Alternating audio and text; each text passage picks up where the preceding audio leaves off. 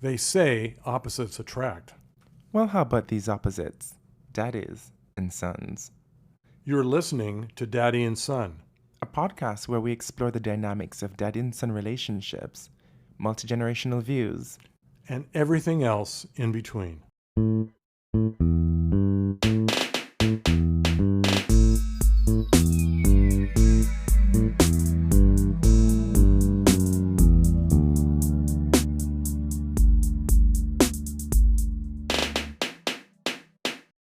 Welcome back, ladies and gentlemen, to this another week, another episode, another great time with your favorite daddy, Norm.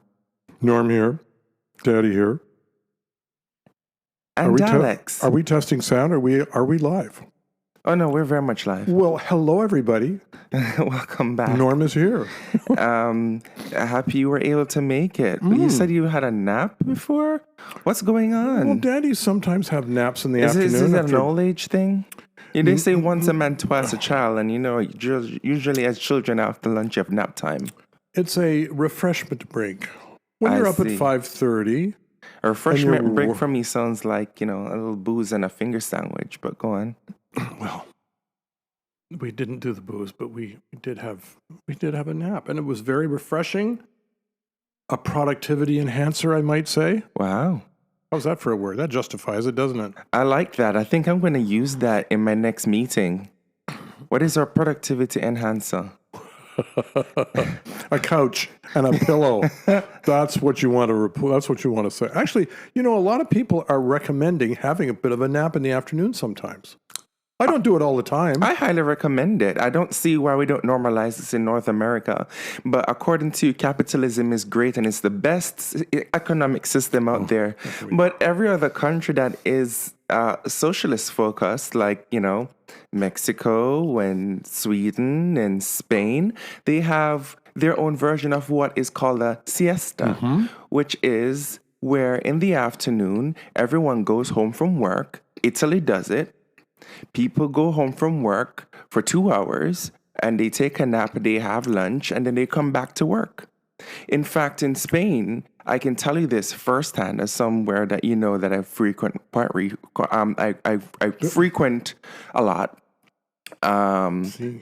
I noticed that between 1 to 3 p.m. or between 2 to 5 p.m., it's very difficult to find anything open. But afterwards, things are open upwards until 11. Caramba. And it's either early morning or late afternoon. But in the afternoon itself, it's the streets are dead. Now, these are small towns or big cities? In the small towns. Yeah. But you also have to understand that a lot of these countries, large big box corporations don't exist. Like, you don't find a Walmart in Spain. You may have a mall or two, but outside of, and we talk about the main areas, like let's look at Barcelona. I didn't see a Walmart or a Costco there. No, Spain has Costco's. They only have 3. Oh my goodness. They only have 3 in the whole country. It's a massive country, and they only have 3 Costco's. People focus on small businesses. People focus on the mom and pop shops, the small cafes. That's where people go for lunch. That's where people go for dinner. That's where people frequent. And their communities are stronger too. And their communities are stronger for it. That's what's great about that. It's that's European culture. It's not capitalistic. It's not North American. There's no chain restaurant. There's no, KFCs and a bunch of McDonald's to go to. But they survive. I'm not a patron of either of those. The people live longer and people are healthier and they're happier. But, not to make this political, just always want to stay true to my pussy that socialism is a much better economic system than capitalism. But how was your week? Do you have a socialist pussy? I didn't know that. Sorry, we digress. I've never heard that expression before, I must say it. So we've each learned a new expression today. It's a ballroom expression. Yeah, the kids are saying that's what they say. Oh, like they say, stay true to yourself, but instead of saying true to yourself, they say stay true to your pussy. Okay. Well, Yeah. forgive me, ladies and gentlemen. I'm munching on a delicious scone here that son Alex has prepared for an upcoming party, which is absolutely delicious. Thank you.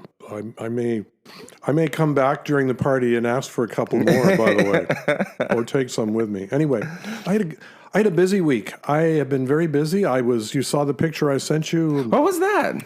I was at City Hall making a deputation. Oh, okay. I've never done that before, not at City Hall. Because I read the caption, and the caption did not make any sense. It was simply the agenda that I was speaking to. Okay. Yeah, Because it's like, how are they going to have you in charge of net Infrastructure and environment coming down to net zero, and you don't even believe in net zero? Keep me far away. Well, my opening comment was, I think I'm swimming a bit against upstream here.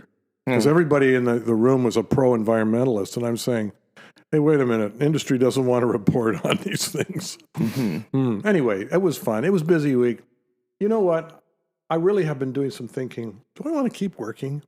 We should talk about that some week. Yeah. Okay. Yeah. How was your week? You were quiet when I came here. Much like yours, it's been quite busy. Yeah. I don't know if it was because of the full moon. That was yesterday, but when I tell you it's been a rough week, it's been a rough week. I kind of sensed that when I got here. Between having a material breach that, that wasn't reported until 2 days later, that happened over the previous weekend, to me butting heads with all the executives, and it just all around, like everyone has been just all over the place. There's a young man at the gym one of the gyms that I teach Zumba at up in North York that was very rude to me and my students this week. Was he one of the students at the time? No. He just works the front desk. Oh. Just walks in and turns down the music. Because I usually do classes based on themes. And this week, or for the rest of the month, I'm doing Christmas music. And I was playing Mariah Carey's All I Want for Christmas Is You. And he says that a member was complaining that the music was too loud. Granted, we're in a room completely isolated. And he says somebody said the music. So he walked in and turned down the music and left. I've been teaching at that place for over 2 years. And the music has been the same exact level. And you know why the music has been the same exact level? Because no one ever touches the music. We just plug in our phones and press play. We never touch it. All of a sudden, this young man, he's very rude, I might add. You walk in, you say hello, good evening, good afternoon. He never answers. He just puts in his earphones, or the guy at the desk. The guy at the desk, yeah. Oh, this is a guy. He shouldn't be there. He's in the wrong job. Absolutely rude. Yeah. He's not customer service oriented. Well, talk to the management. You know them. He's not people focused. He just came in, walked through the crowd of dancing people, which is a hazard just to begin with. Yeah. And then just turned on the music and then walked out. He could have caused an injury. I had to check him. I said, I don't know who raised you and I don't know who the hell you think you are, but this is not the way to do things. Oh, a customer, another member said the music was too loud. I said, well, if somebody's complaining that the music is too loud, ask, would you like to make a formal complaint? The person says yes. You go bring them to the front desk, have them write a formal complaint, date it, time it, send an email to the manager, and you CC me on it. You don't walk into my class like you own the place and turn down the music. How dare you? At least he could have done is speak to you about it. He's going to say this is, but you're of course in the middle of teaching. In the middle of an aerobics class. You can't subtly be interrupted. Exactly. Well, the guy obviously has never been trained how to handle a customer complaint before, and he handled it wrong. Or conflict resolution. I said to him, he's going to say, I'm not going, this is not a debate. A member said, I said, you're right. I said, stop it right there. I said, you're right. This is not a debate. Right is right and wrong is wrong. And you're wrong. Now get the hell out of my class. Oh, this happened inside the class still? Yes. Holy crap. I thought this was afterwards. In the class. Oh, wow. So everybody's standing there and he's talking back to me, and I never have I raised my voice at a Gen Z like this. Wow. In the words of Tara Banks. Be quiet, but everybody, be quiet. That's what is wrong with you. But you're not. Stop it! I have never in my life yelled at a girl like this. When my mother yells at this, it's because she loves me. I was rooting for you. We were all rooting for you. How dare you? I had to literally hold my own and say, point at the door, and I said, get the fuck out of my class. Good for you. Did he? And he did. And the girls were, and I just turned around to the girls and I smiled and said, let's continue. I apologize for that. And they were like, no, you handled that very well. You handled that very well. And some of them were applauding. Yeah. I'm just like, how dare you? So what happened with the music level? I turned it right back up to where it was. Okay. And kept shimmy shaking. And it was the last, it was an hour-long class, and it was the last song of the class. It was the cool down song. Cool down song. And it had been going on for what, an hour already? An hour. So why wouldn't the guy just say, well, sir, listen, obviously, poor social skills, never been trained. Part of the Gen Z problem. They don't have enough human interaction to figure out how to deal with people. And we've talked about this before on a previous podcast. We have spoken about this, but I have further thoughts on this. And whether I'll bring that up today or I'll bring it up in our wrapped session next week for Shoot Your Shit. Because we got our Spotify Wrapped impressions for the year. So we'll do a review of that. And do we know our top rated ones? Or we know all the statistics, so we'll go through that next week. Do share with me before we go on so I can brief myself. Okay, I'll make sure to share it with you if you have time, because you seem to be I always have busy time. At City Hall. Hey, running after boys. No, forget that doesn't happen. Although some of them have been running after Not me with lately. those knees. Some of them have been running after me lately. Anyway, that's another issue. But I know you're lying. Don't look at my phone. So that was honestly my week has been trying. It's been people trying me. It's been trying and people trying me, and I'm just happy it's the weekend. Mm-hmm. I'm happy to be. What are you drinking tonight? I'm drinking a Negroni Splagliato. Buongiorno, signor. It's one of the many variations of Negroni. Molto bene. That happened when a colonel walked into a bar in Italy, and he was asking for a Negroni, but they didn't have gin. So he saw someone pouring Prosecco and said, hey, can I just have that instead on top of my Negroni? And a Negroni traditionally has gin, bitters, sweet vermouth or rosso if you're in Italy, and also a serving of Campari. And basically what they did was substitute the gin and topped it off with some Prosecco. Today I'm using Cremant de Loire, and it's a bottled fermented French wine from just outside the region of Champagne. Delicious, crisp, dry brut. Love it. And so, cheers. Hold up your drink. My tea. And to the end of the week, we made it. They never thought we would have made it. But we did. We did. You exhibit another skill. Which is baking? Imitating voices. So yes. So what do you have for us this week, Daddy? Well, as we talked about it earlier, and I got this idea from a friend of mine who flipped me an Oprah Winfrey moderated session of parents and kids on disowning a sibling, disowning a parent disowning a child disowning, or no contact is the phrase. And I was watching this video. I'm still watching it. It's about an hour and a half long. They say no contact. I say independence, but go on. Well, these are deliberate, these are moments when either the parent or the child, for various reasons, suddenly breaks off contact, and sometimes they come back together, sometimes they don't. And it's a discussion of what happened, and then there are 3 therapists there that you can ask questions to, and they interact, and they provide some suggestions and insights. So I thought, I'm sure a lot of our audience, a lot of the people who listen to this, have had experiences. Maybe they're going through it now, or they have it in the past, or they have friends who are going through this, where for one reason or the other, whether they are a parent or whether they're a dad or a son or a mom or a daughter, they've broken off contact. And how does that affect them? What happens? What causes it? Is it good or bad? Do either of them learn from it? And what's the impact on their lives? So I thought, really, this. Where would you like to start? Where would you like to start? Well, I'd like to start by saying, what do we think? Because I don't think, first of all, we should start by saying both of us had good parents. We never went through that experience of losing contact, no contact.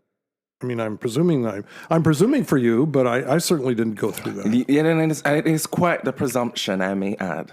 Okay, well then you speak for yourself. But I guess what I've learned from it is I have more understanding now. And you're talking about this moderated conversation with Oprah. Yeah, and where there is no contact, I would have said, if you'd told me, a few years ago, you haven't talked to your dad for 5 years, I would have frowned and said, why not? What's going on? Without understanding, how could you do that? Now I have more insight into, hey, you know what? When you're an adult, you make choices. And in some cases, I got to tell you, there were some pretty good reasons why there was no contact anymore. And so I guess my question is, how big is this a problem? How big is this out there in the gay community, for example, which is most of our listeners? And how do they deal with it? Okay. Well, I'll jump in on that from my perspective. Yeah. And then the listeners can maybe write you back and give you their perspective. Write us back, yeah. I think the boomer generation is the most spoiled generation. They're also one of the most selfish generation. They can also be some of the toughest people. And they do raise tough people. Gen Xers are some of the most grateful people I know. That generation of people, I call them breakers of chain, because they are breaking generational trauma out here. They are raising Gen Alpha and Gen Z kids to be better versions of themselves. And millennials the legacy is inheriting how to function in a society where you have to strive for so much, but are given so little. I remember as a child growing up, not just having arguments, and I'm thankful that I didn't have parents that would whoop my ass. My parents have only beaten me once, and I've told this story, not on this podcast, but before, to personal friends, and I'll tell it on here now. My parents have only beat me once in my life. Especially, and that's shocking, especially given that I come from a biracial family. My mother is Black and Scottish. My father is Afro-Latino Cuban. And I was raised as a child in Jamaica, where corporal punishment was, and is still, very much a thing. Very much a thing. I remember in 7th grade, where my teachers would line up students and take out a cane, or what we call a switch, and whoop our asses in class. Where parents would give teachers permission to whoop for what reason? Children's asses for bad behavior. And bad behavior can literally range from anything from actually being bad to just talking back to an adult because you disagree with them. And that's one thing I'm really happy that my parents were... Did they tolerate that? My parents were breaking the generational cycle of, saying, I'm not going to abuse my child, because I'm not saying that beating, switching a child's ass is abuse. It depends what caused it. No, I wouldn't even say what caused it. I would say it depends on the behavior that preceded it. What are you doing when you are switching a child? Are you doing it to influence behavior, or are you doing it to take out anger? Hopefully it's to correct. Right. And hopefully it's harder on the parent to do that than the kid. So right? I was raised in that generation, and also I am of the generation of people that are we're highly educated, but we are undercompensated. Our legacy from the boomers is a life of struggle. And still, but it's not a reason to break off contact. Let me explain. Let me finish. And still, the selfishness of this generation, the slogans, the taglines, the conversations that come around millennials, especially older millennials. I'm on the younger millennials. I'm on the cusp, right? Closer to Gen Z than older millennials, who are now in their mid-40s. And these are people who their grandparents who are boomers will say, oh, your generation is spoiled. Your generation isn't tough. Oh, your generation is weak. Oh, back in my day, we didn't do therapy. That was seen for people who were insane. Oh, your generation cries about everything because God forbid you express when you are feeling hurt. God forbid that you express empathy. Or your generation is soft and that's what's leading to more gay men, because homosexuality is something of the mind. It's a sickness of the mind, and it's of the devil rather than it's just something that someone is. Right. And it leads to people understanding that the boomer generation, a lot of them are toxic. Well, that may well be, but I tell you, in the incidences that I saw in this podcast, it was millennials who were the parents, and the kids were, 15, 20 years old. And that's why I'm saying that it's an inheritance. And it's inherent in every generation to potential to have no contact with a child. Would you agree with that? It's an inheritance of a cycle. And that's why, like the young man at my gym who had poor social skills, I might add. Yeah, for sure. That's why you see things like this happening. Young people, especially young boys, are inheriting the byproduct of anger, shame, and toxicity that millennials have been shrouded with over the past 30, 40 years. And as a result, a lot of Gen Zs, who are responsible, by the way, for both the election here in Canada and the election in the UK and the election in the US, you can see that young people are involved in politics now more than ever. More than 1/3 of voters in the US in the last election were people under the age of 35. Let that sink in. Young people are getting more involved. And the reason why you're seeing a lot more young males skewing towards conservatism, it's not because they believe in conservative values. Because old school conservative values have nothing to do with MAGA movement.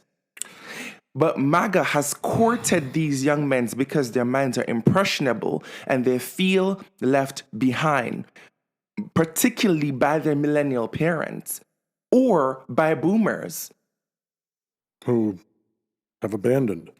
They feel extremely left behind. So now they are looking to these people in the manosphere. They're looking to the Trumps. They're looking to the Ben Shapiros. They're looking to the Tucker Carlson and the Andrew Tates to tell them how to be a man. And the issue with the MAGA movement, or the conservative movement in the West on a whole, is that we have conflated masculinity with being cruel. Well, that's a really, I'm not sure I would agree with that. Let me put it that way. I mean, I think do you we're not agree screwed up. with? Well, masculinity and cruelty? No, I don't. I think that's, I mean, there may be masculine people who are cruel, but I don't think that's the norm of I'm masculine not asking people. you if that's your opinion. No. I'm not asking you if that's your opinion. I'm telling you that MAGA and conservatism today have conflated masculinity with cruelty. Being selfish, being rude, being anti-woman, being anti-LGBTQ, being anti-femme, being anti-environmental, being anti, as you people like to say, woke, is considered as masculine. Being toxic is seen as masculine. And this is why we end up with a generation of boys, particularly, and girls in some cases, who avoid their millennial parents, who avoid boomers, because they find them to be extremely toxic. Now, some people may say could be a reason. that the ones that do gravitate towards the millennials and the boomers and the Gen Xers with those viewpoints, like the Andrew Tates, like the Trump, like the Pete Hegseths, are the ones that are looking for something. Mm-hmm. They are looking for purpose. But I believe that's exactly what MAGA is. MAGA is people, but it's a small percentage of the population, right? I mean, it's not, and still they are the loudest. And still, they are the party that is in leadership from top to bottom. But you would agree that interfamily conflict is not caused by politics, or are you saying that? Because that's kind of what you're driving at. And I just don't. I don't agree with that. What do you define as politics? Well, politics is the discussion of political events that we see on news or we see online.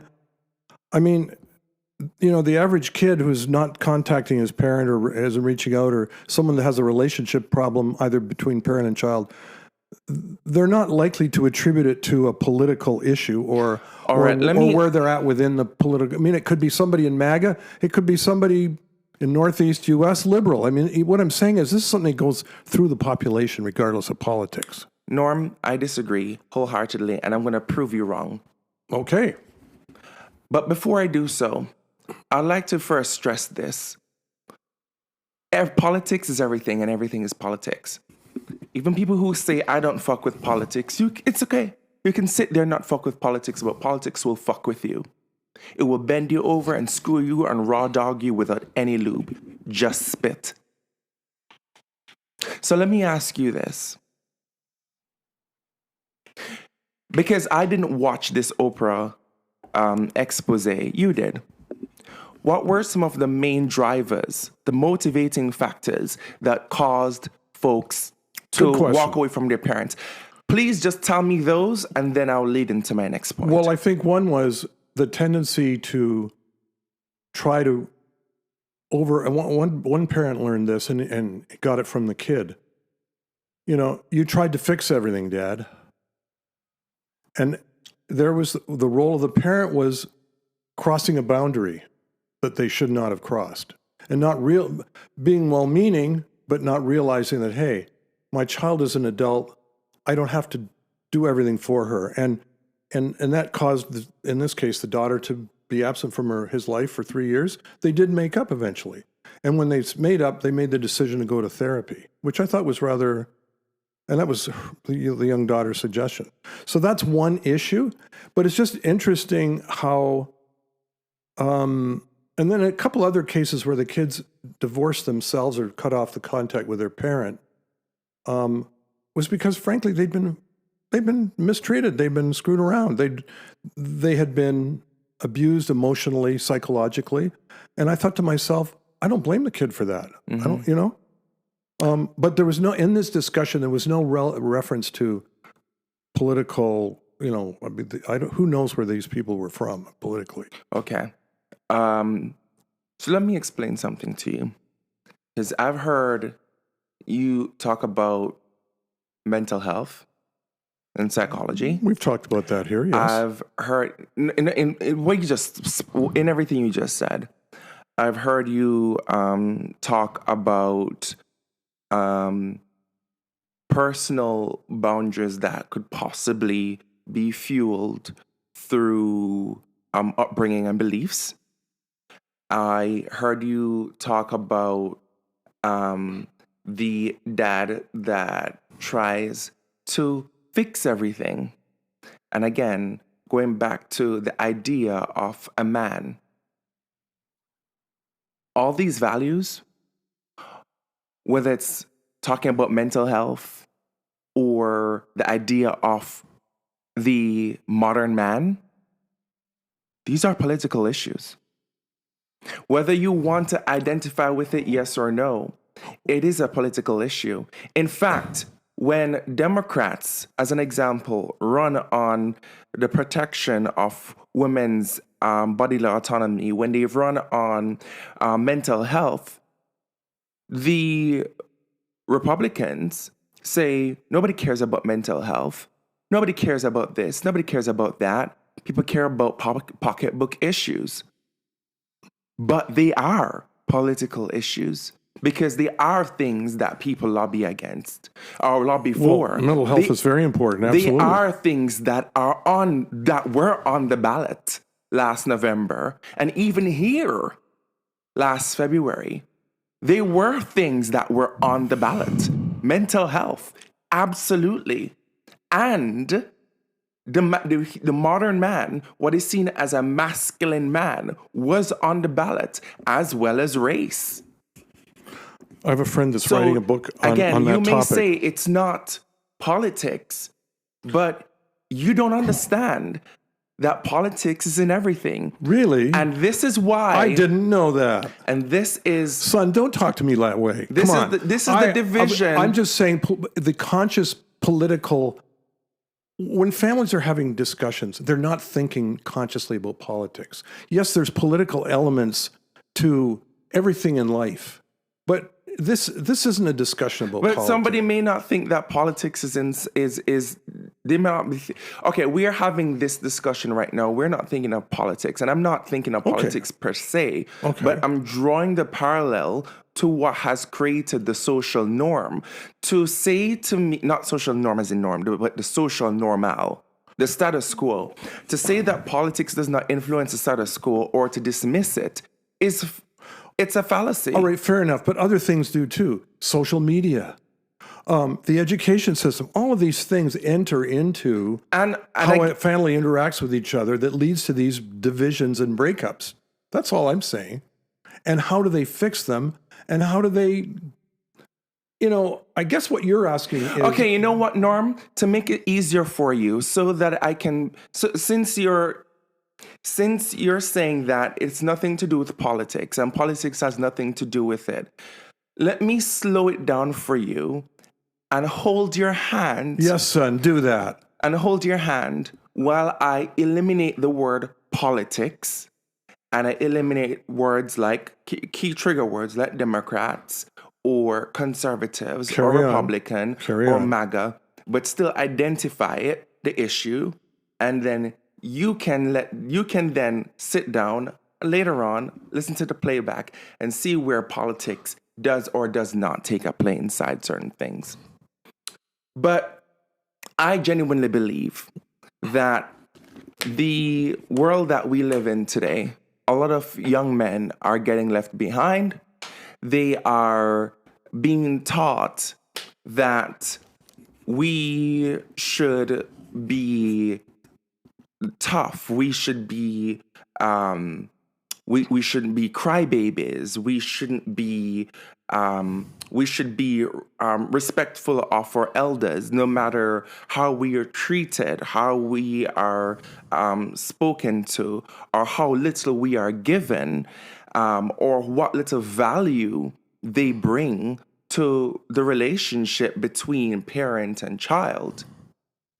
And young people are saying, I don't need it. I've had enough. I am struggling already on my own in this world that is the legacy that your generation has given me. I don't have the bandwidth to deal with your foolishness as well. And that's definitely a source of conflict and cause for no contact. I think that's probably true. I can't remember all of the examples now, but hey, how do young gay men in that cohort? You wanted to talk about the impact on young men who don't have contact with their parents. Was that one of the things you wanted to speak to as well? When we talked earlier in the week. Oh, it's your production. I'm feeding off of whatever you produce the show, Norm. You produce it. Okay, well, let's produce it. Why don't we take a break? Let's take a break and then we'll be right back.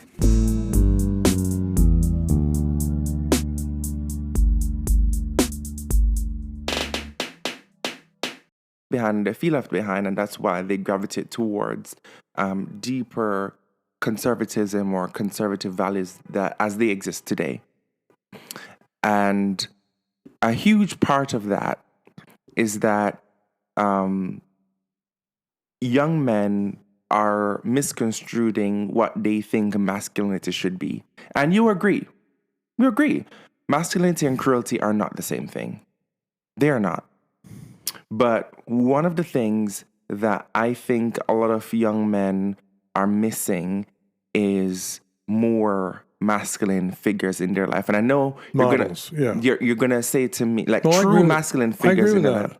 And I know you're probably looking at me as like someone who you consider a Marxist to be like, what are you talking about? I'm not thinking in those terms. I totally agree with you that young men today need and don't have enough good role models for men. But even men who, I'll even say like older men like yourself who are above 50, who maybe have the means, the resources, the time, and the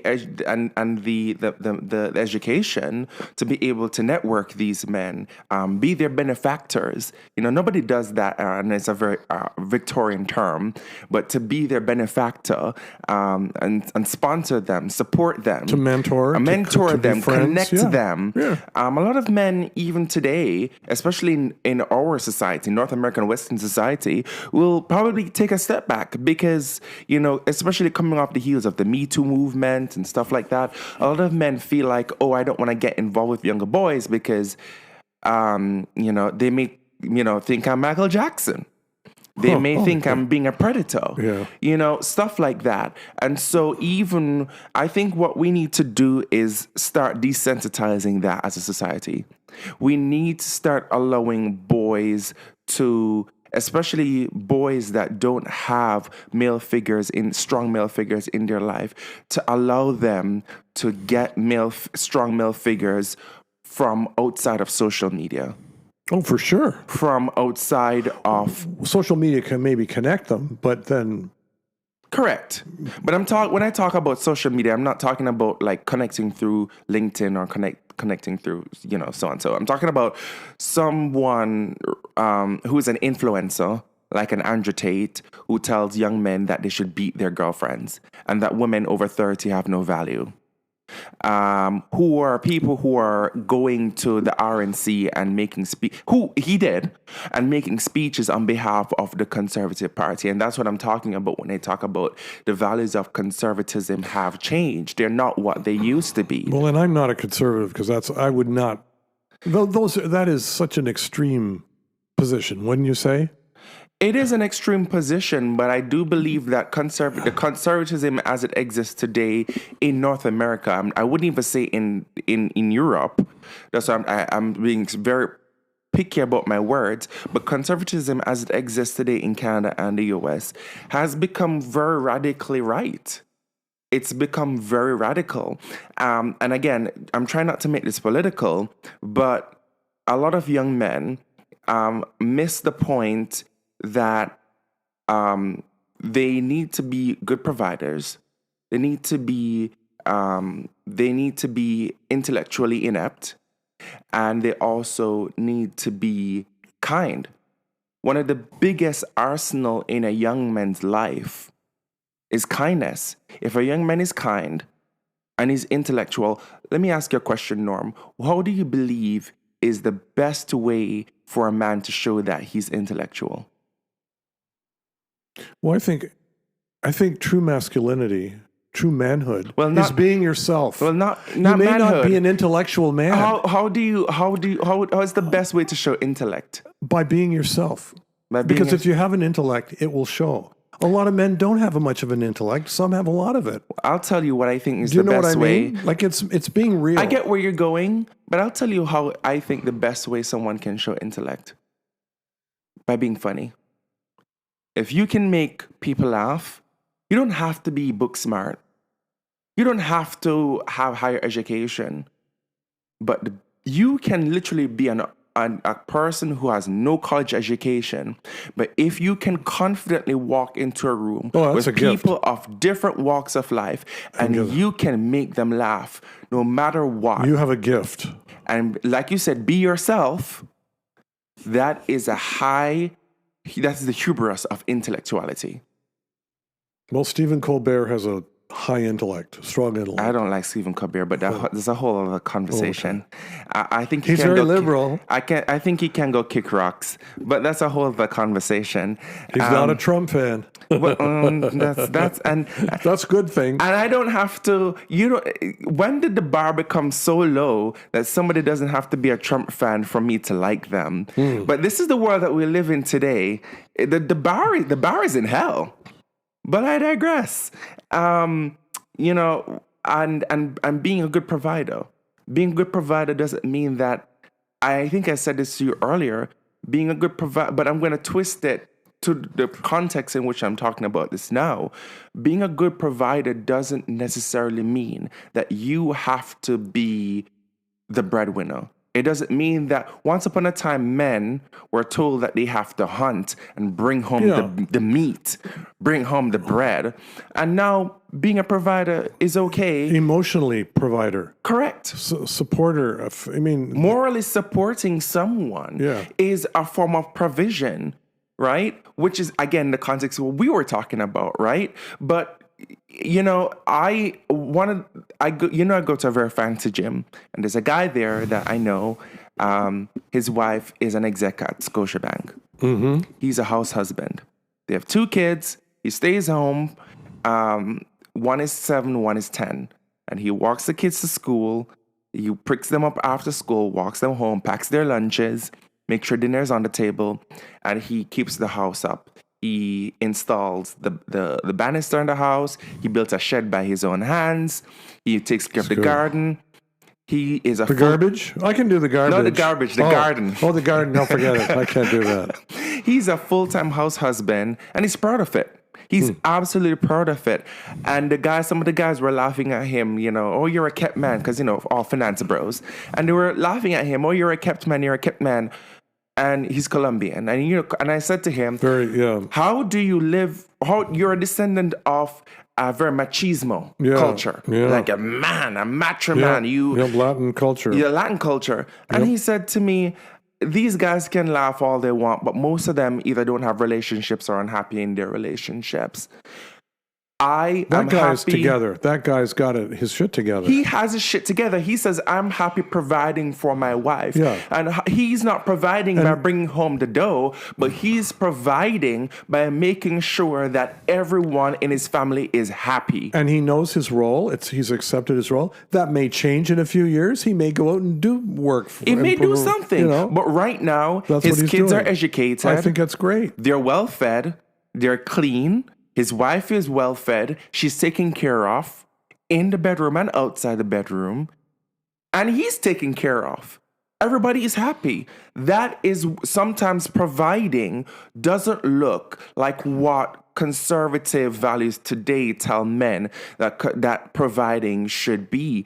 And I think that for a lot of young men to walk away from that toxicity of, going back to parents and how parents do things, whether they're the type of parents that likes to fix things or insert themselves in your life.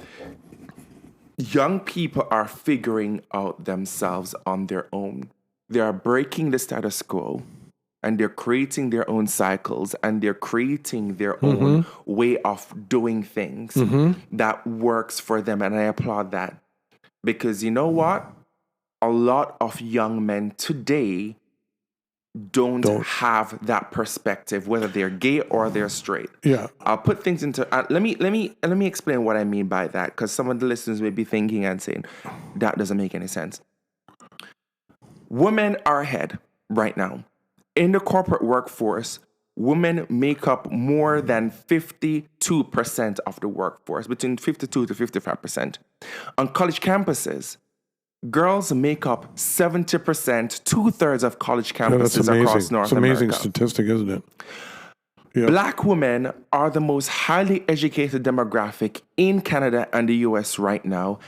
And if a girl goes to a bar and gets drunk, she doesn't want to have sex with every guy in the bar, because she's looking for the fastest, the strongest, the smartest guy there to woo her and stimulate her. But if a guy goes to a bar and gets drunk, he feels like he needs to spread his oats and date and have sex with every single woman in that bar. It's whether you're gay, especially in the gay community, boys have this, especially in this day and age where we feel like monogamy is of the devil. And I'm not saying that monogamy is... It's a choice, whatever the couple decides. Yeah. And I'm not saying that monogamy is a bad thing. I'm not even saying it's a good thing. I'm saying it's a thing. It doesn't have to be the formula for everyone. It doesn't have to be. But... yeah, that makes sense. Also being polyamorous or just being a slut. And I'm not saying that in a derogatory term, but just being somebody who likes having sex. It doesn't necessarily mean that you have to put your dignity as a man aside. And I want young people listening to this today to understand that it doesn't mean that you have to be the third that is not by choice. It doesn't mean that, and a third wheel in the relationship. Mm-hmm. It doesn't mean that you have to be aside because your partner doesn't want to have anal sex. Sometimes being honest and true to what you want. It's being real. It's being real. Yeah. And it opens doors. It opens doors to communication where you feel less likely to be the type of person that is aggressive. It makes you less likely to be resentful. Mm-hmm. Yep. It makes you more open up and being anti-femme. It makes you more likely to be taken care of, because whether you're talking about femme men, like trans men or effeminate men, or women in general, like cis women, I find that even gay men sometimes can be misogynistic, whether they intend to or not. Or whether they're even conscious of it. Correct. Because a lot of men who probably are, did I come across that way? You know what I mean? Yeah. They would say that. They would say that. And the thing about it is, oftentimes I don't think people are doing it consciously. I don't think even straight boys are doing it consciously. I think it's just the culture, the stereotype, the culture that they have inherited. Yeah. But the thing about it, Norm, is accepting and leaning. I'm not saying that I'm not saying a boy should be a soft boy or a man should be a soft man. But I'm saying that allowing femininity into your life is not a bad thing. When someone look at the people in your life, you talk about Sharon a lot, and how much she's poured into you, into your last role, and how great she is, and how strong she is, and how she was the glue that held the organization together. When you lean into femininity, what it does, it allows you to be the best man or boy that you can be.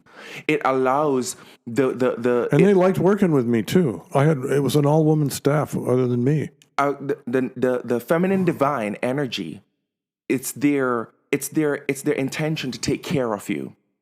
Well, and I let them be themselves. I let them do their jobs. Exactly. Let them provide the natural energy that they were intended to. But they looked at me as the leader, which I played that role. Mm-hmm. And I think I was being fully masculine in that I accepted my role, but I also accepted their role and honored their role. Say it louder for the kids. Yeah. Yeah. Do it. And that's why I think that a lot of young people today are misconstruing a lot of things when it comes on to masculinity. They need to lean into that. And then they also need to just have more sex.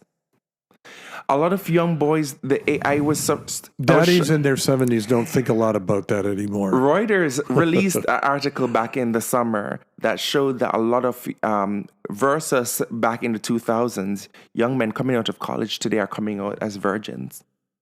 A lot of girls. They're having less sex. They're having less sex. People are having less sex. And they're drinking less. Male loneliness. They're drinking less too. And they're drinking less too. Yeah. They're smoking less and they're drinking less. But that doesn't necessarily mean that they're pouring it into the right things.